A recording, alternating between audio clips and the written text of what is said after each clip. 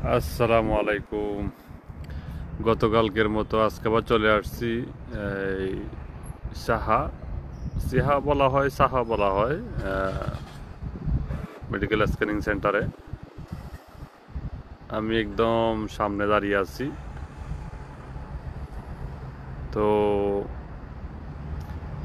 এখানে মূলত কাজ হচ্ছে যে ইউইথ রেসিডেন্সি ভিসা পাওয়ার পরে প্রথম ধাপ শেষ হওয়ার পরে দ্বিতীয় ধাপে এখানে এসে 4টা ফিটনেস পরীক্ষা করতে হবে।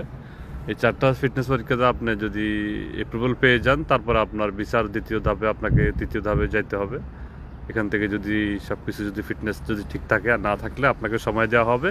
এর মধ্যে চিকিৎসা করে আবার আপনাকে এখানে ফিটনেস টেস্ট দিতে হবে, দিয়ে আপনাকে ভিসা প্রসেসিংয়ের সামনের দিকে আগায় যেতে হবে। ঠিক আছে? এর বাম পাশে হচ্ছে আলাইন ব্লাড ডোনার সেন্টার। তারপরে এটা হচ্ছে যে এদিকে পার্কিং এরিয়া, আর রাস্তার ওপাশে অপর সাইডে একদম সামনে অপর সাইডে হচ্ছে যে আলাইন হসপিটাল।